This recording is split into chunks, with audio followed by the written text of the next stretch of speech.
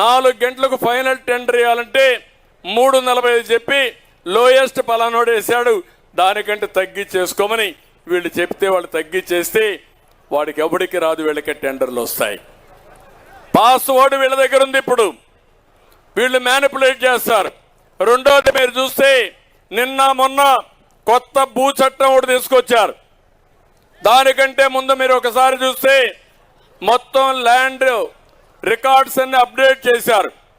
ముఖ్యమంత్రి ఇంట్లో కూర్చొని ఎల్లయ్య భూమి పుల్లయ్యకి రాసేయాలంటే 1 నిమిషంలో సర్వే నెంబర్ మారిస్తే మీ పని గోవిందా గోవిందా. ఇప్పుడు అదే జరిగింది. నేను చూశారు. సుబ్బారావు అనే వ్యక్తి ఒంటిమిట్టలో 3 ఎకరాల భూమి, నేను ఒంటిమిట్ట డెవలప్ చేసి ఆదాయం పెరిగింది, భూమి విలువ పెరిగింది. పాపం అప్పులైనాయి.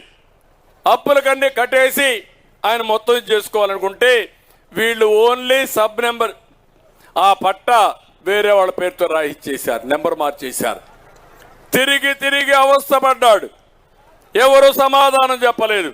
కడాని ఇంకా బతుకు మీద ఆశ నశించి ఆత్మహత్య చేసుకొని చనిపోయే పరిస్థితి వచ్చాడు. ఆ వార్త విని భార్య కుమార్తె కూడా చనిపోయే పరిస్థితికి వచ్చారు. నేను మిమ్మల్ని అందరినీ ఎందుకు కోరుతున్నానంటే, రేపు మీ ఇంటి మీద మీకు హక్కు ఉండదు, మీ భూములు మీ చేతుల్లో ఉండవు. ఇక్కడ ఉంటాడు ఒక చిల్లర మనిషి ఉంటారు కుప్పంలో కూడా. నా నియోజకవర్గంలో నేను ముఖ్యమంత్రిగా పనిచేసిన నియోజకవర్గం అపోజిషన్ నియోజకవర్గం. ఇక్కడ ఉంటే పేటీఎం బ్యాచ్ తయారై కుప్పంలో ఇష్టానుసారంగా నన్నే బెదిరించే పరిస్థితికి వచ్చారంటే తమ్ముళ్ళు మీరు ఒక లెక్క అని మిమ్మల్ని అడుగుతున్నా. మీరు బయట రాగలుగుతారా అని మిమ్మల్ని అడుగుతున్నా.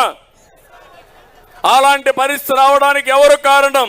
జగన్మోహన్ రెడ్డి అవునా కాదా?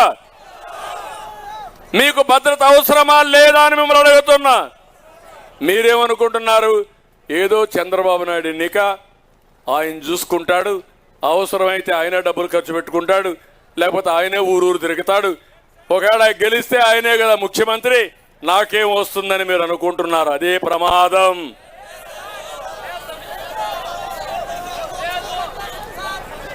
మీరు ఇక్కడుండే వాళ్లే కాదు, రాష్ట్రంలో ఉండే యువత ఓటేయడానికి సిద్ధంగా ఉన్నారు. కానీ ఎదురు తిరగాల్సిన అవసరం ఉంది, తిరుగుబాటు చేయాల్సిన అవసరం ఉంది. వైఎస్ఆర్ కాంగ్రెస్ పార్టీని చిత్తుగా ఓడించి జీవితంలో ఎప్పుడు ప్రజా జీవితంలో ఉండకుండా, ప్రజాక్షేత్రంలో ఉండకుండా చేయాల్సిన అవసరం ఉంది. చూసారా, ఇప్పుడు ఎడుగుడు భోజనం చేస్తారు. చెప్పండి, నువ్వు నీ పార్టీకి నీకు చెల్లి అయిపోయింది, పోయే రోజులు వచ్చాయి, ఇంకా నువ్వు పరిస్థితే లేదని చెప్పి చూపించి ఓటేసి బుద్ధి చెప్పండి. చూపిస్తే కూడా మళ్ళా ప్రాబ్లం ఉంది.